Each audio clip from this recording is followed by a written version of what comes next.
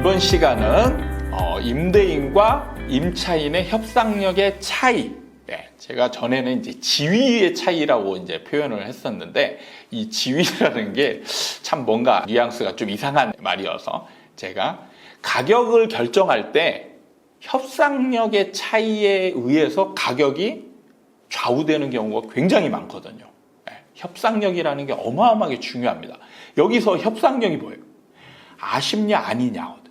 아쉬운 사람이 진다라고 하죠. 아쉬운 사람이 지게 되어 있는 거예요. 지면 어떻게 돼요? 지면 가격이 올라가는 겁니다. 그러니까 뭐죠? 예를 들어서 임차인이 아쉬워요. 임차인이 아쉬우면 가격이 올라가는 거고, 임대인이 아쉽다. 그러면 가격이 떨어지는 거죠. 그러면 누가 더 아쉽냐? 임차인이 훨씬 더 아쉽습니다. 왜 그러냐? 진짜 현실적인 부분으로 들어가 보면 정말 아쉬울 수밖에 없어요. 자, 보세요. 자, 이제 임대인과 임차인이 있습니다. 임대인과 임차인이 있어요. 그러면 서로 각자의 유리한 방향으로 협상을 하겠죠. 그러면 어떻게 하겠어요? 임대인은 가격을 좀 더 올리려고 노력을 할 것이고, 임차인은 가격을 떨어뜨리기 위해서 노력을 할 겁니다. 그렇죠? 그럼 여기서 이제 누구의 노력과 효율성이 좋냐에 따라서 가격이 그쪽 방향으로 좀 더 움직일 가능성이 많겠죠. 자, 그러면요. 자, 임대인은 올리려고 하는 행위를, 어떤 행위를 할까? 첫 번째, 그냥 올리면 됩니다. 그게 무슨 소리냐? 이게 현실이에요. 임대인들은요, 자, 임차인이 기존에 있을 거 아닙니까? 있을 거 아니에요? 자, 만약에 3억에 있어요. 3억에 있잖아요. 그럼 대부분 임대인들은요, 자, 만기가 이제 뭐 한 6개월에서 이제 3개월 사이에 남으면 이때부터 이제 집을 매물로 내놓거든요. 만약에 이제 임차인이 나간다. 그러면은 매물로 내놓죠. 그럼 얼마에 내놓을까요? 지금 3억에 임차인이 있어요. 3억에 있으면 얼마에 내놓을까요? 2억 5천? 3억? 아니에요. 3억 3천, 3억 5천에 내놔요. 그게 말이 되느냐? 말이 돼요. 그냥 그렇게 행동하는 겁니다. 그게 왜 그러냐? 공실되는 걱정을 안 하느냐? 별로 안 해요. 별로 안 하는 게 뭐냐면 기존 임차인이 보루가 되는 거예요. 일단 뭔가 기댈 언덕이 있다라는 거예요.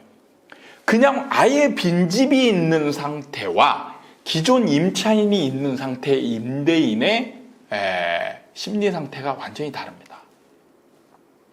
그냥 공실이 있을 때는요, 공실인 상태, 아니면 공실이 완전히 되는 전제되어 있는 상황이면 임대인은 조금은 위축이 될 수 있어요. 그래서 이럴 때는 전세가 올리는 행위를 돈의 여유가 아주 많은 사람은 그냥 하겠죠. 근데 보통 사람들은 돈의 여유가 많지는 않잖아요. 그러면 약간 쪼들리게 돼 있어요. 쫄리죠. 그러면 막 올리는 행위를 못 하죠. 근데 대부분은 다 임차인이 기존에 다 들어가 있어요. 이미 있어요. 그래서 이제 이 사람이 나간다라고 할 때 매물을 내놓는 겁니다. 그러면 어떻게 되느냐? 자, 만약에 내놨는데 안 팔리고 있어요. 그러면 어떻게 돼요? 이 사람이 자기 돈 현금 마련해서 보증금 내줍니까? 이런 행위 하는 사람 임대인은 우리나라에 거의 없어요. 뭐라고 얘기하느냐? 임차인한테. 세가 안 나가는데? 그러면 끝이에요.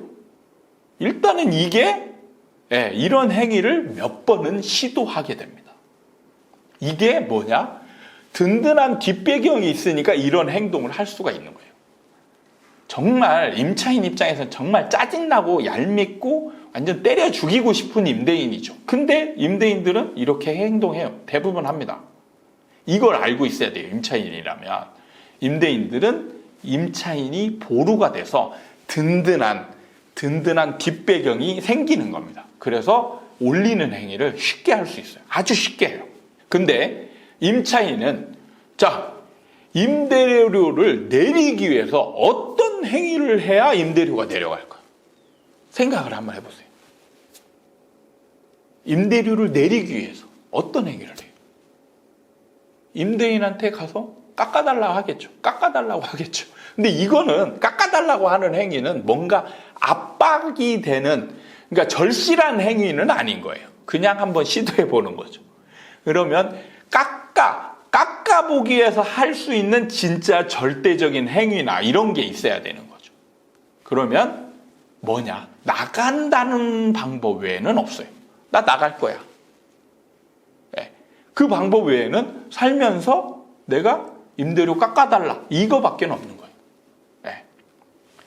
근데 자, 나간다라고 할 때 나가야 되는 부분에 있어서 임차인이 과연 유리한가를 봐야 돼요. 유리한가.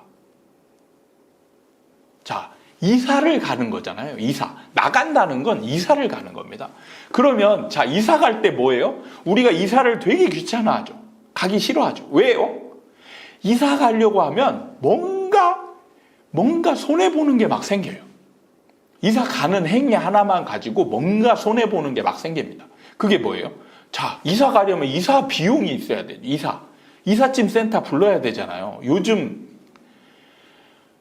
이삿짐 센터 한번 부르면 최소 200이 깨집니다. 최소 200.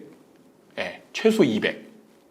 보통 5톤 차 하나는 오잖아요. 근데 보니까 요즘 5톤 차 하나 가지고 해결이 안 되더라고요.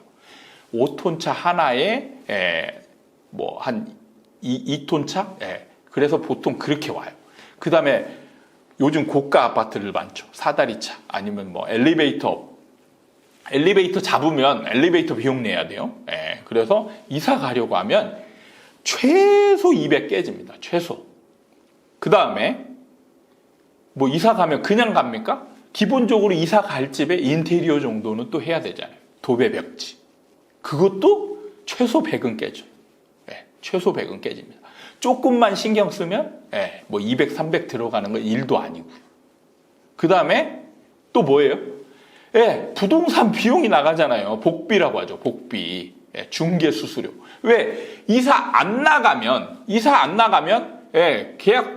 갱신 계약 청구권을 쓰거나 뭐 이러면 그냥 쓰는 거잖아요. 그러면 중개하는 이사 복비보다 훨씬 적게 나가죠. 근데 이사 가면 새로운 집을 얻어야 되잖아요. 새로운 집을. 그럼 거기에 얻는 비용이 또 발생하는 겁니다. 그러면 이거 다 합하잖아요. 그러면 보통 이사 간다. 그러면 기본적으로 500 이상은 깨진다라고 봐야 돼요. 500.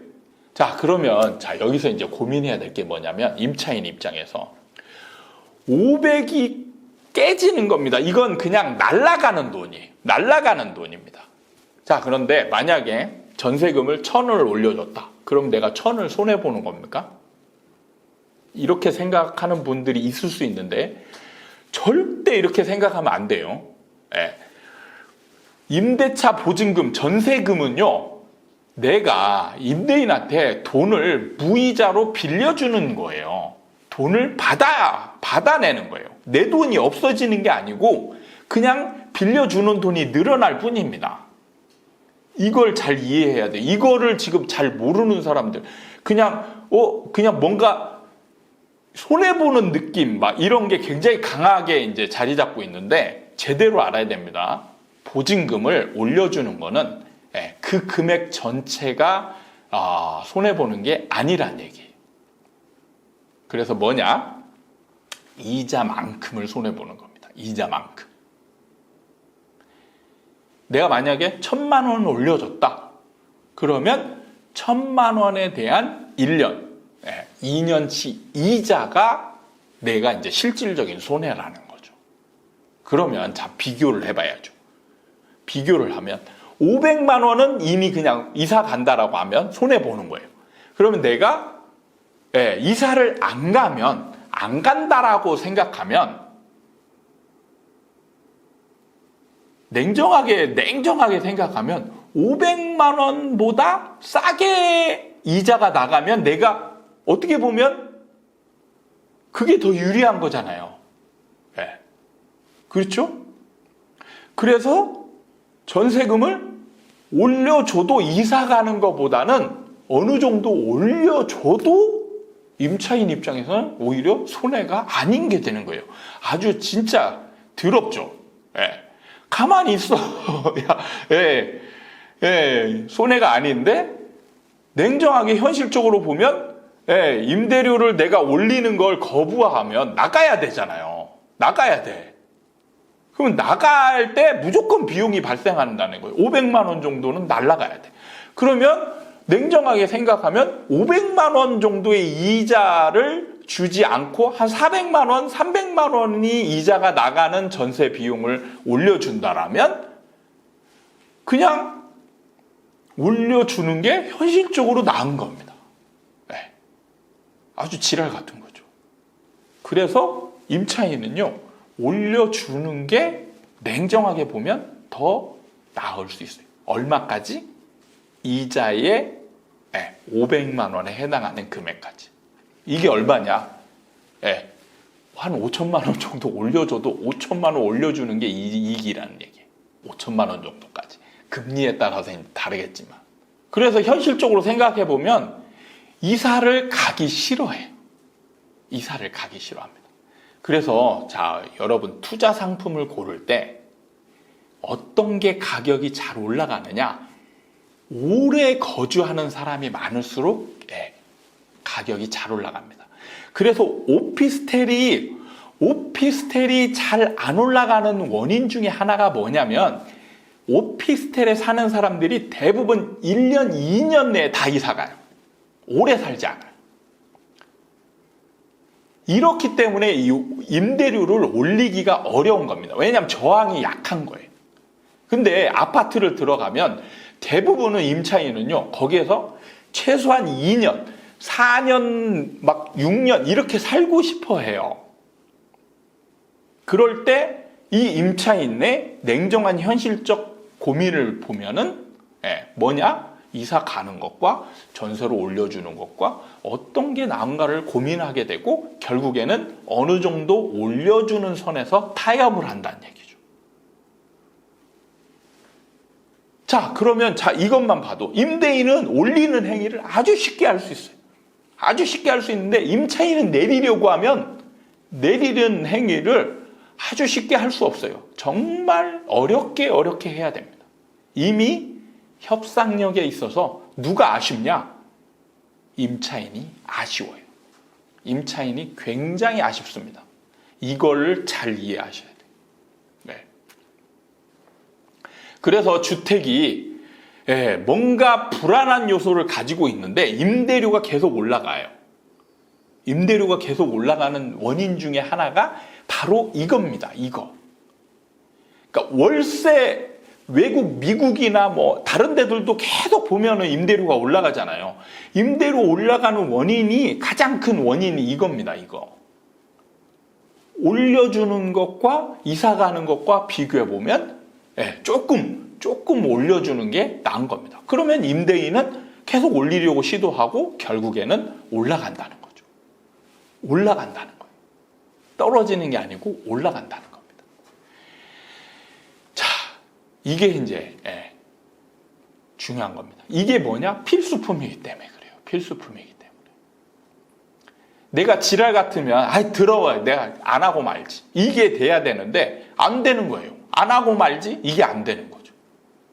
이게 안 되니까 올려줘야 돼요. 이게 중요한 겁니다. 그래서 협상력이 이미 기울어져 있다. 기울어져 있어요. 그렇기 때문에 임대료는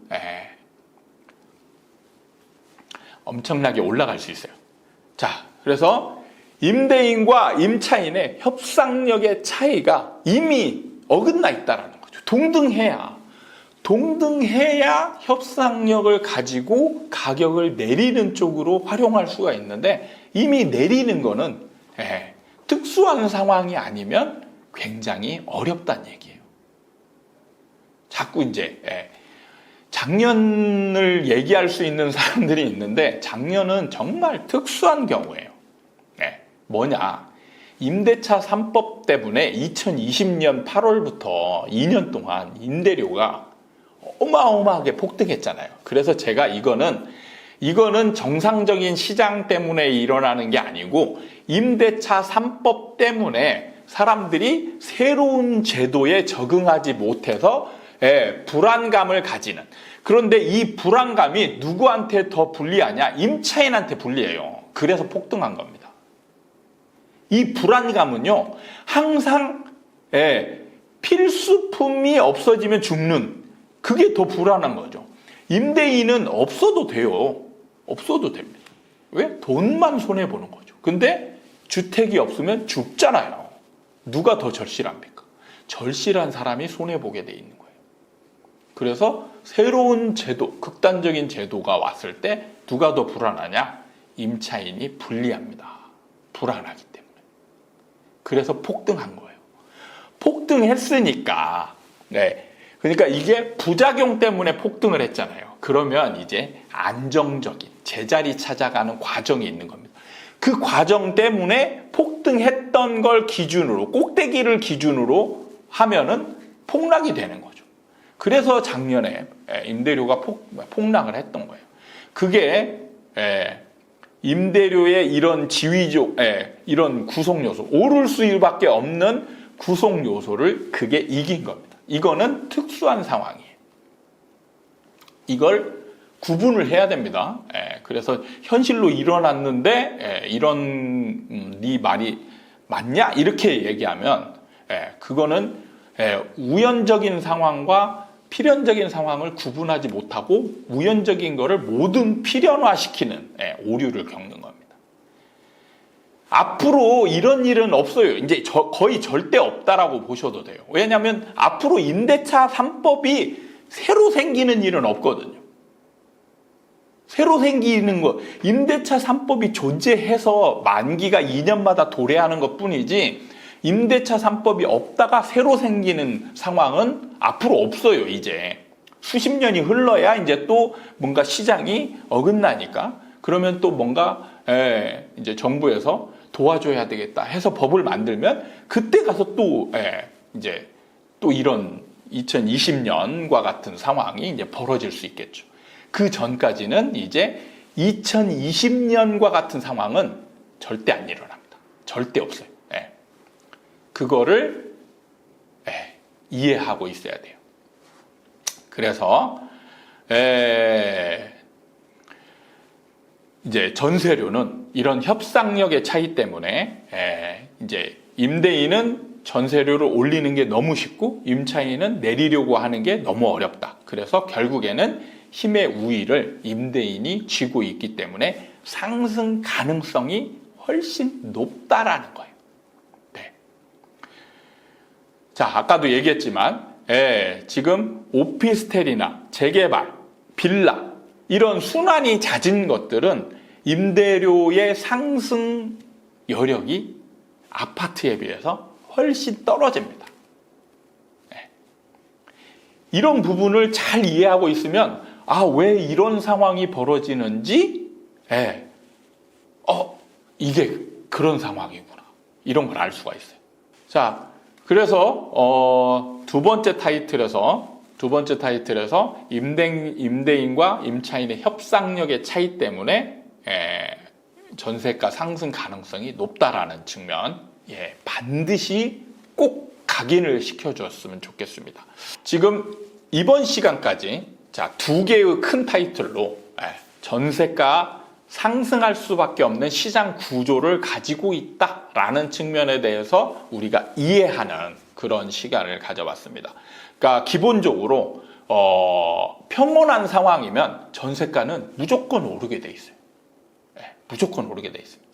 인구가 줄어도 오른다는 점, 인구가 줄어도. 왜냐하면 인구가 50대 50으로 갑자기 예를 들어서 우리나라가 지금 5,200만인데 갑자기 1년 뒤에 2,500만이 됐어요. 이러면 그 구조가 파괴가 되죠. 근데 인구가 줄어드는 게 그렇게 줄어드는 경우는 없습니다. 세상에 없어요. 1년에 지금 몇십만 명씩 전체 인구 중에 몇십만 명씩 줄어들고 있잖아요. 그럼 그거는 표시도 안 납니다. 진짜 표시도 안 나요. 시장에 아무런 역할을 주지 않습니다. 그래서 전세가의 이 시장 구조를 잘 이해하셨으면 좋겠습니다. 자, 고생 많이 하셨고 가능하면 반복해서 많이 들어서 각인시켜 놨으면 좋겠습니다. 자, 수고 많이 하셨고, 다음 시간에는 임대료가 그럼 무조건 상승만 하느냐? 아니에요. 하락 요인도 있습니다. 하락 요인에 대해서 살펴보도록 하겠습니다. 수고하셨습니다.